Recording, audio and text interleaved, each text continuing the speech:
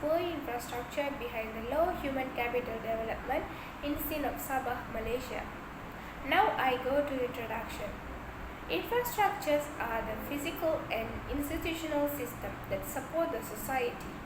Therefore, the state of Sabah in Malaysia has long been plagued by a myriad of challenges that hinder its socio-economic development, with one of the most significant obstacles being the poor infrastructure that hampers the growth of human capital. Then, without a complete infrastructure, modern industrialization, life will not be possible.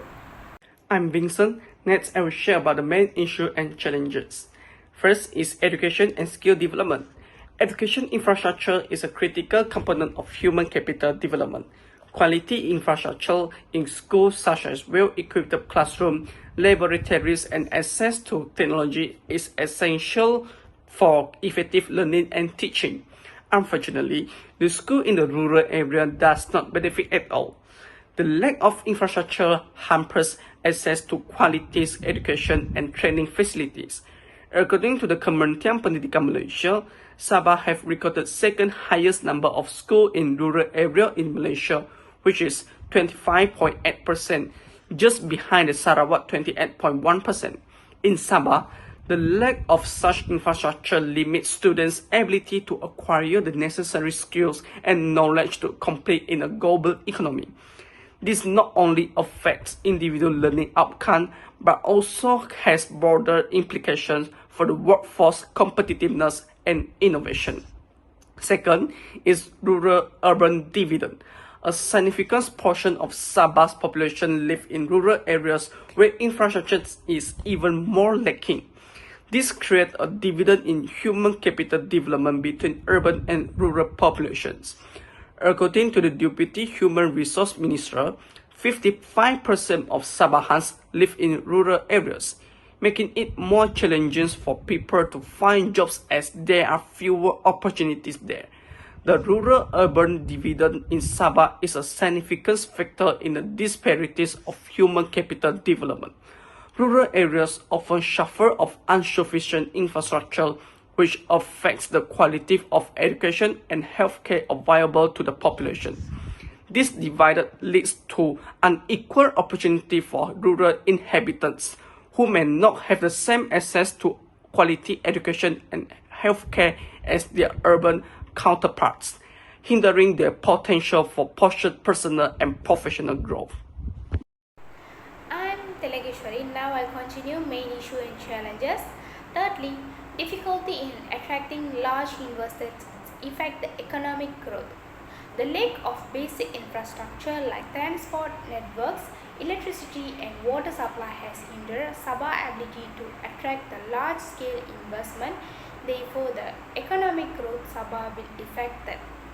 Refer to the Sabah Employers Association President Yap Hin Boon noted that the lack of real line and quality roads hinder growth, with 50% of businesses in Sabah having 5 workers or less.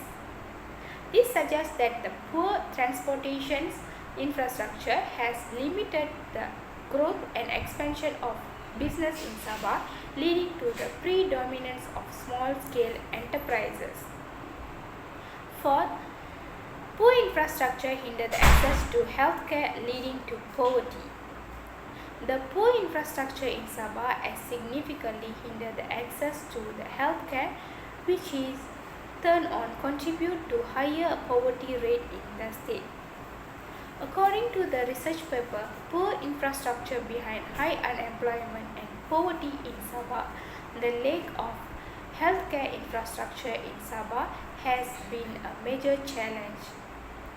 Therefore, without the proper healthcare facilities and services, individuals in Sabah are unable to receive the medical attention they need, leading to a worsening health condition and inability to participate in the workforce, therefore the cycle of poverty.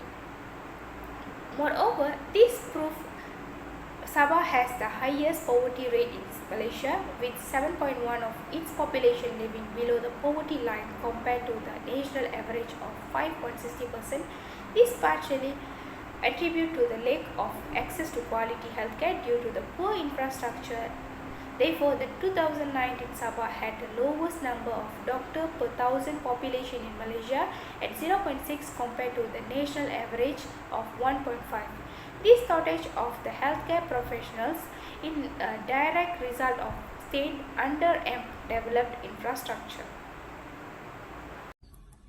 I'm Kritisha. I'm going to present the impact of poor infrastructure on human capital development.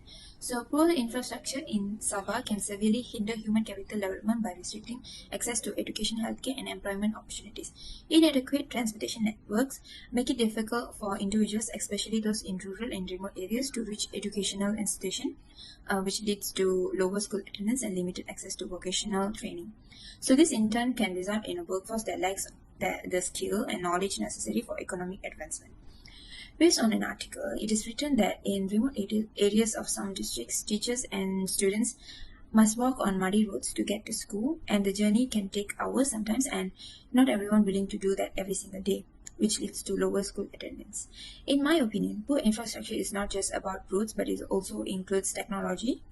So based on the same article, it was reported that some students in Tawau specifically traveled 30 kilometers or 40 minutes by motorcycle to find better internet connection so that they would not miss the online lessons during the COVID-19 pandemic.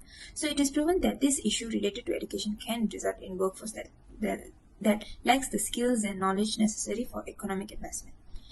Besides education, poor healthcare infrastructure can also affect the overall well-being of population, as individuals may struggle to access medical facility for routine care.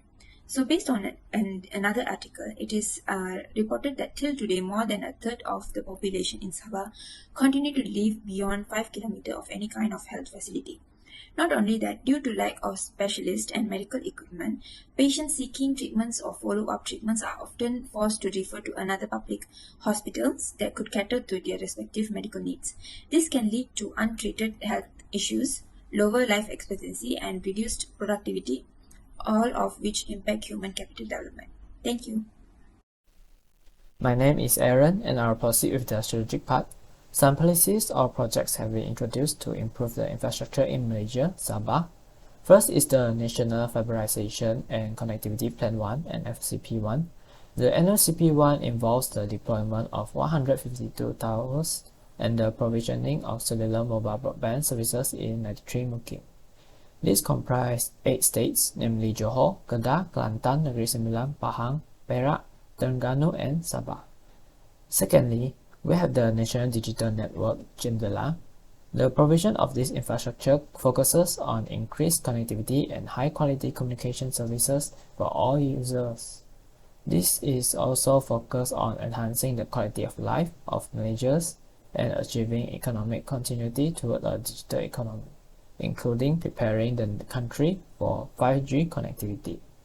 Besides that, the government has made the Sabah Power Supply Generation Development Plan 2022 to 2041, which contains different programs and projects with the same goal, improving the electricity supply, a road project that involves the upgradation of rural infrastructure, Jalan Duda to Taburan to Mendawang in Kota Belud, Sabah.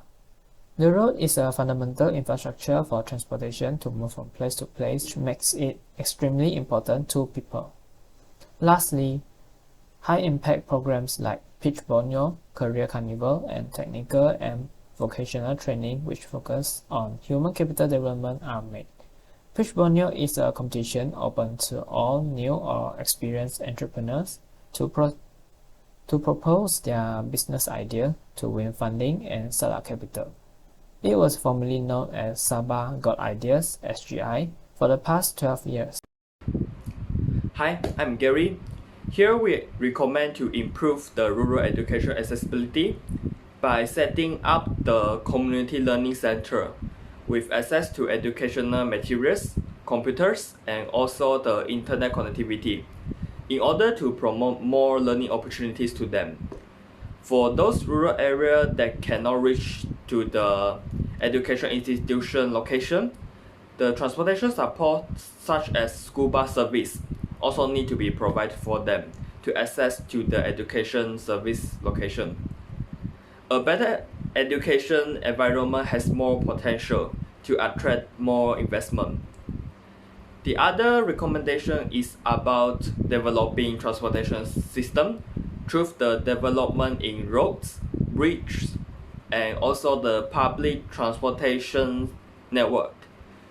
With a proper development state of transportation system, then the resource and opportunities can be opened to the rural area, which lead to the establishment of more operations in various sectors such as business, education, agriculture, and so on.